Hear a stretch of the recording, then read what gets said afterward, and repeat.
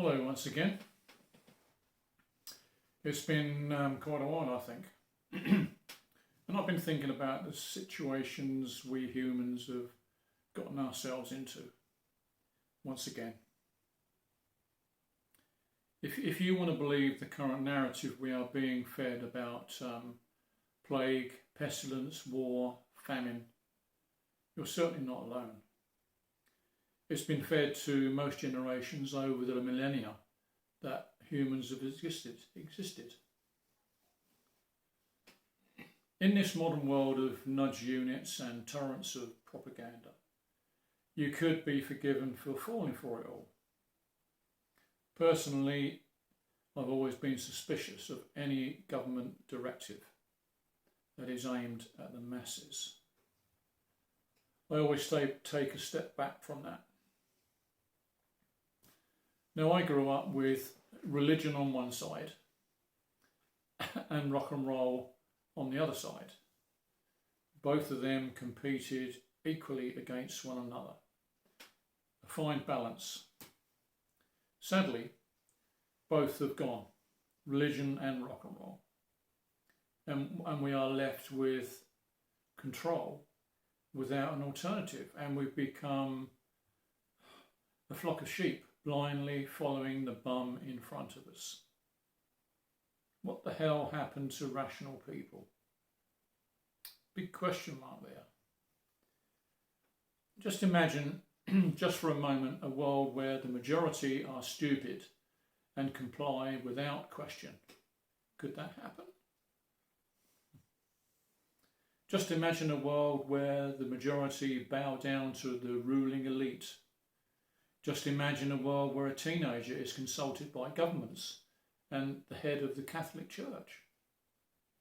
Just imagine a world where billionaires run things and not politicians. Just imagine a world that drinks the snake oil sold by charlatans. Could never happen, could it? I'm tempted not to use YouTube to make rants because their censorship via algorithms can be a little bit awkward. However, I've just subscribed to YouTube Premium to listen to others who actually employ writers to carefully avoid the traps that many, including me, tend to fall into. But I will make my point regardless of that, and hope for the best, not to be singled out. It's a new year, and what a year the last year's been. Well, the last 2 years. Wow. Who would have ever dreamt that up? Unbelievable. And I wish you a happy new year, by the way. But most people at this time of year, they make predictions. And predictions, in my opinion, are just pure guesses made by so-called experts. And when I say experts, I'm talking of people like Neil Ferguson. And he immediately comes to mind. Look him up. And his wild predictions that cause wholesale unnecessary slaughter of animals in the foot and mouth debacle. And the wildly inaccurate, incorrect COOF predictions. The mind boggles. Now, I read and I listen to many sensible and serious people the world over who try to seek the truth amidst all the propaganda that constantly invades our lives. And it really astounds me that the general public actually believe most of this. And I guess it's because we've gradually been conditioned over the years and have gradually been led to where we are now. Excuse me. And now we await our fate with the myriad of controls about to be implemented. If they get their way, of course. And who are they? I don't know. Who are they? I firmly believe that several sources are far, far more reliable than just one source. Our governments and mainstream media both sing from the same songbook, so they definitely cannot be relied upon. Just take a look at who sponsors them. through lobbying and huge donations made to newspapers, major universities and big tech and big pharma, via the moneyed people.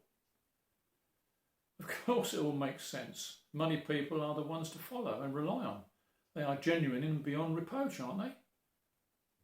Well, believing that really isn't a good idea at all. And a few reliable sources I use are the Duran, the Left Lens with Danny Haiphong, Brian Balektic, Claire Daly, Redacted, and Colonel Douglas McGregor, to name just 6 of hundreds of people I follow. Give them a try, look them up. They're all on various platforms. Only you can decide who is right and who is trying to sell you a bridge. In this unstable world, I am personally okay. And that's simply because I took precautions to make sure of that. Sadly, there are many in England and millions in Europe who are not, and it's no fault of their own. The Chinese have a perfect saying for this. We have lifted a great big stone only to have dropped it on our own feet. The sanctions the EU imposed on Russia have backfired big time. Millions of Europeans will have to decide between eating and heating, and most of these will be older people. And just maybe, being the cynic I am, that this is from cynical people who see old folk as useless eating machines who are in God's waiting room, waiting for absolution from a pious man in a frock. In Poland, people are burning rubbish to keep warm, and the lights are gradually going out in German industry and quite possibly will never return. But at this rate we're going on now, European industry will become like a third world when America steals all those industries. All by design, it seems. And now, America is telling the EU that it must donate 2 billion euros every month to support Ukraine. Of course, it'll be the taxpayers once again. Good luck with that for those who can still work. And of course, even those who can't or don't work will pay with reduced social payments and pensions. And by the way, this money being paid to Ukraine isn't charity. It's a loan, and all loans must be paid back one way or another. Well, good luck with that too, when Ukraine may possibly cease to exist. Then who pays? France has just disclosed their national debt of over 3 trillion euros. So will they be given much? Italy has a 2.5 trillion debt. Spain, 2.2 trillion. Germany, 6.5 million. And the UK is around 9 trillion. And America is a staggering $27 million. Dollars, euros, roughly the same. And donating more is just pure lunacy. By the way, get your head around a trillion. If you paid back €1 or $1 every second, it would take 32,000 years to repay 1 trillion. Mind-boggling, isn't it? And we're all being led into financial doomsday. And maybe that's another plan for the elite. And when you think the Americans are laughing at us and the Russians are laughing at us, and to be honest, I don't blame them, because when Europe decides to go to war with sanctions and hate for another country, it's cut its own throat in the process. And do you really want to know why? We have the Inflation Reduction Act, a coup de grace from the USA while Europe's lifeblood is bleeding away in the gutter. So much for our like-minded partners across the pond. And the Americans are doing what they always do by putting America first. That's the business they're in. But what is the response from the EU? Nothing. Absolutely nothing. They're too busy shooting themselves in both feet, failing to try to secure an end to the war while the US charges us 5 times the price of natural gas when they were probably responsible for blowing up the lifeline to Europe in the first place. In this modern world, the only winner is global capital, while ordinary people will always suffer the consequences of this system. And we should remember that the next time we talk about peace and reason. In my humble opinion, the EU has become a spent force that deserves to die. And while the Prime Minister of Finland is telling its people that Russia will not win this war, and they will definitely, along with Sweden, join NATO. Oh, really?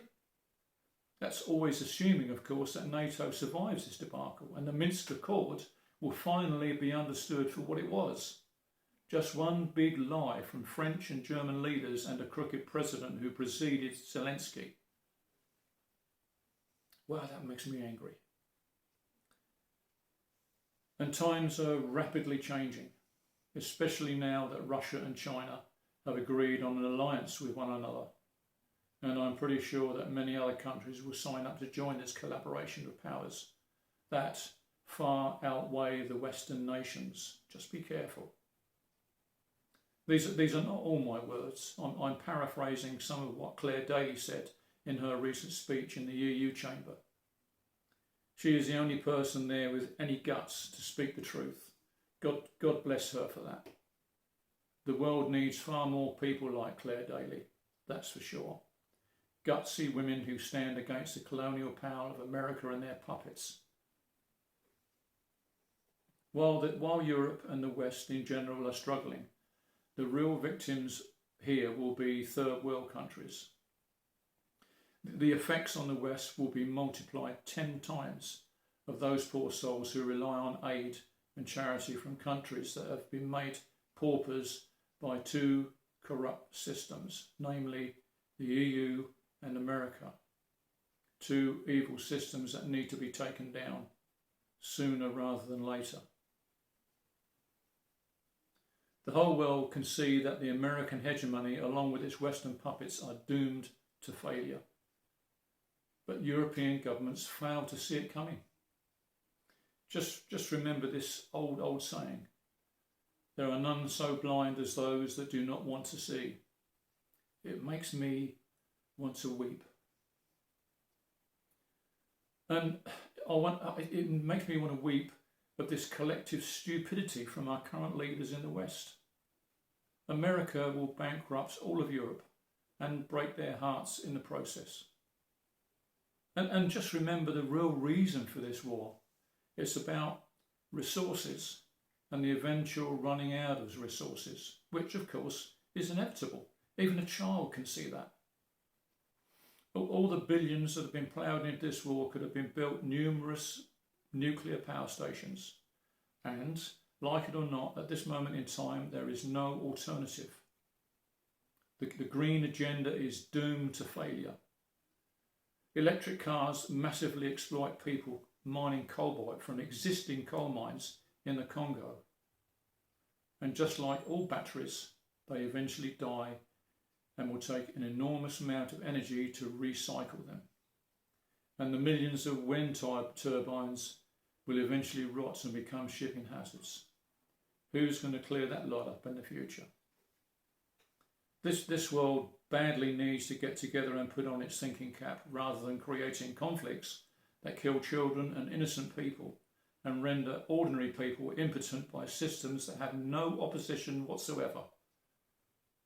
It's as if aliens have taken over and the war of the world is still being waged.